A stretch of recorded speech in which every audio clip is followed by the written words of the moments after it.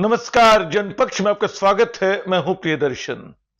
दोस्तों, आज मैं एक ऐसे बिल की बात करना चाहता हूं जो बिल्कुल रॉकेट की रफ्तार से सरकार ने संसद के दोनों सदनों से पास करा लिया और उस पर राष्ट्रपति ने अपने दस्तखत भी कर दिए।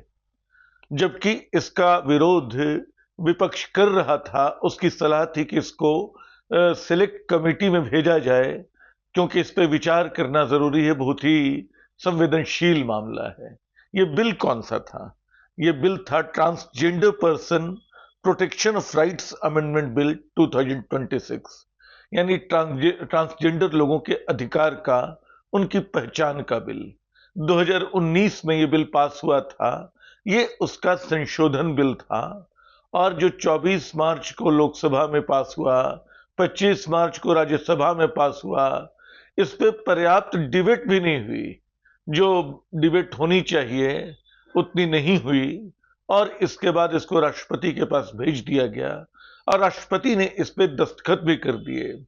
अब किसी भी दिन जब मैं ये वीडियो बना रहा हूं, हो सकता है इस समय भी कभी इसका नोटिफिकेशन जारी हो जाएगा और ये बिल कानून की शक्ल लेगा। इस बिल में ऐसा क्या है जिसको लेकर सवाल उठाए जा रहे हैं, एतराज किए जा रहे हैं? सबसे बड़ा मुद्दा जो है वो ट्रांसजेंडर लोगों की पहचान का है।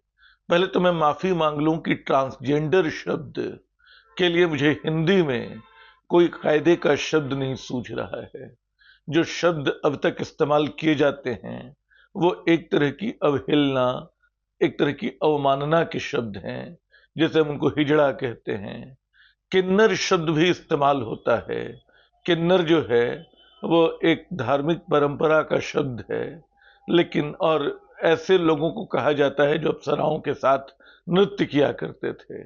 लेकिन तब भी किन्नर जो है वो पहले के मुकाबले प्रचलित शब्द है और इस शब्द को लेकर कभी किन्नौर के निवासियों ने एतराज किया था, लेकिन सच है कि एतराज पीछे छूट गया और अब हिजड़ों को फिर भी किन्नर कहा जाने लगा है। लेकिन जब मैं ट्रांसजेंडर को हिजड़ा बोल रहा हूं तब भी उनके साथ दो तरह के अन्याय कर रहा हूं।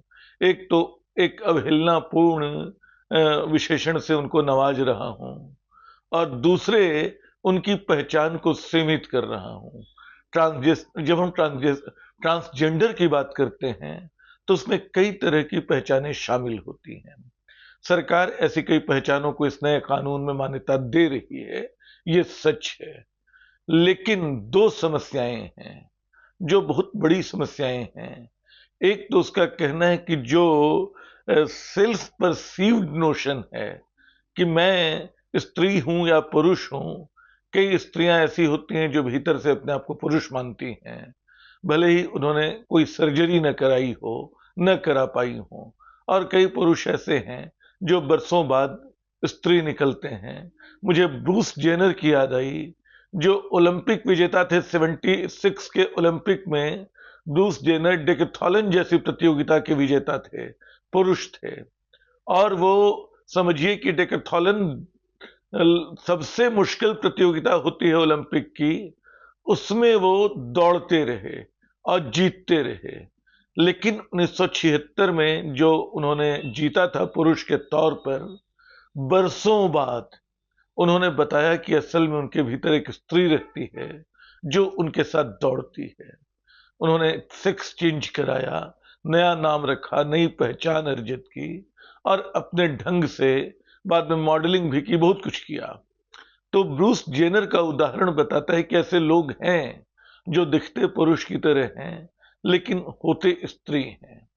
तो ऐसी स्त्रियों को सरकार, ऐसे पुरुषों को सरकार उनके सेल्फ कंसीव्ड नोशन से वो कोई पहचान नहीं देने वाली नहीं है। कहते हैं कि ये नहीं चलेगा। दूसरा उनका कहना है कि सेक्सुअल ओरिएंटेशन भी, आपके यौन रुझान क्या हैं, ये भी अहमियत नहीं रखता है। तो जो लेस्बियन हैं, जो गे हैं, या ऐसे तमाम लोग जिनको लेकर एक तरह की लैंगिक संवेदना इन वर्षों में लंबे संघर्ष के बाद समाज में विकसित हुई है, वो सब लोग इस कानून के दायरे से बाहर आ जाएंगे। लेकिन जो इस कानून का सबसे खतरनाक पहलू है, जो सबसे अमानवीय पहलू है, वो ये है कि ट्रांसजेंडर को अब अपने ट्रांसजेंडर कहलाने के लिए सरकार से सर्टिफिकेट लेना होगा। उसके लिए मेडिकल बोर्ड बैठेगा, यानी डिस्ट्रिक्ट मजिस्ट्रेट तय करेगा कि आप मेडिकल बोर्ड के जरिए ही, मेडिकल प्रमाण पत्र के जरिए ही आप ट्रांसजेंडर हैं या नहीं, आपकी राय का कोई महत्व नहीं रहेगा। इस फैसले का क्या मतलब है? पहला तो यही कि कोई व्यक्ति अपनी निजता, अपनी गोपनीयता सुरक्षित नहीं रख सकता है।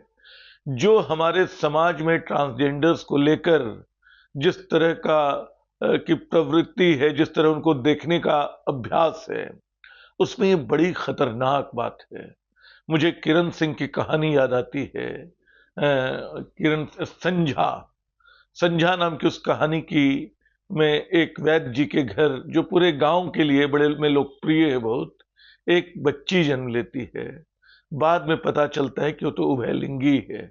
उभयलिंगी भी एक शब्द चलता है, वो किन्नर है। वैद्य जी उसको पूरे गांव से छुपाए चलते हैं, उसकी पहचान को। उसको बिल्कुल जैसे आंगन में ही सब कुछ करना है। उसको मतलब अपना हुनर भी सिखाते हैं, अपनी वैद्यकी भी सिखाते हैं, सब कुछ करते हैं। और वो सबके काम आती है संझा, पूरे गांव की मदद करती है। लेकिन जैसे उसकी पहचान उजागर होती है, उस पे पत्थर बरसने लगते हैं। तो ट्रांसजेंडर लोगों की पहचान एक बहुत संवेदनशील मामला है। और राज्य सरकार और हमारी भारत सरकार जो है, इस नए कानून की मार्फत सबसे ज्यादा हमला इसी पहचान पे कर रही है। एक मेडिकल बोर्ड बैठेगा, जाहिर है कि किसी अस्पताल में ही वो होगा, फिर वो मेडिकल सर्टिफिकेट देगा जो डिस्ट्रिक्ट मजिस्ट्रेट के थ्रू आएगा। ये सब क्या गोपनीय रह पाएंगे? क्या इनको गोपनीय, या गोपनीय न सही, क्या उसकी निजता का, क्या उसकी प्राइवेसी का कोई सम्मान नहीं है? दोस्तों, ये बहुत ही अजीब सा मामला है।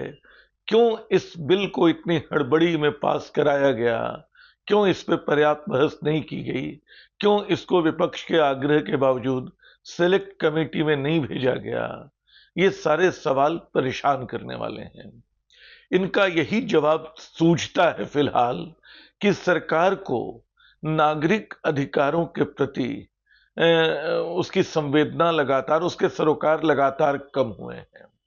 आप देखिए कि कई मामलों में, लिव इन रिलेशनशिप के मामले में, या इस तरह के दूसरे जो परंपरा से हटकर किए जाने वाले फैसले हैं, यहां तक कि अंतर जातीय और अंतर धार्मिक विवाहों तक के मामले में, जो कुल मिला के वैचारिक रुझान इस सरकार का दिखता है, वो यही दिखता है कि हम मतलब इन सबको अलाउ नहीं करेंगे।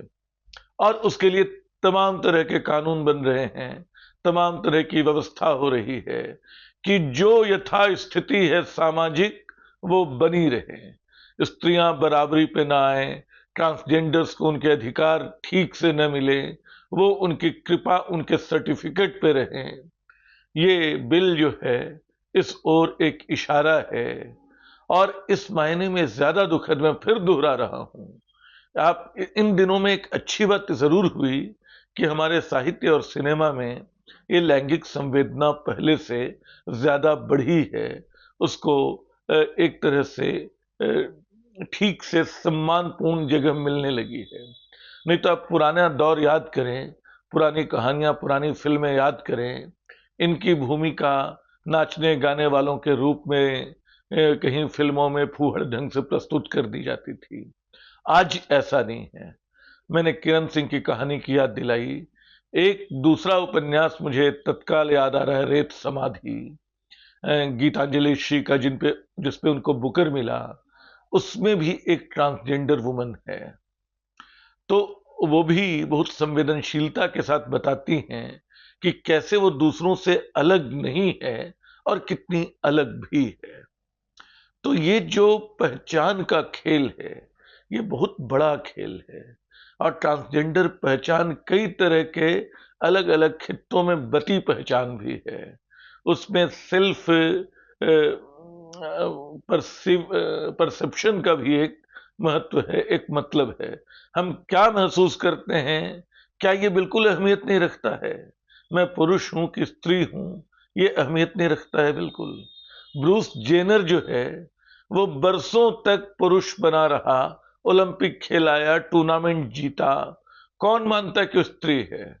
लेकिन अंततः उसने कहा कि ना, मैं स्त्री हूं। एक स्त्री थी उसके भीतर, जिसने खुद को बचाए रखा, जिसने एक दिन खुद को अभिव्यक्त किया। तो ये बदली हुई दुनिया, ये बदली हुई संवेदनशीलता हमारी लोकतांत्रिक चेतना का विस्तार करने वाली चीज है। हम इसको समझेंगे तो अपनी नागरिकता के प्रति और सदैव होंगे। लेकिन जो सरकारें लगातार नागरिक अधिकारों का दमन कर रही हैं, जो लगातार ये साबित करने में लगी हैं कि कौन नागरिक है कौन नहीं, जो अब ये साबित करने में लगी हैं, जो अब ये बताएंगे कि कौन ट्रांसजेंडर है या कौन नहीं, वो शायद ऐसे ही कानून पास करेंगी।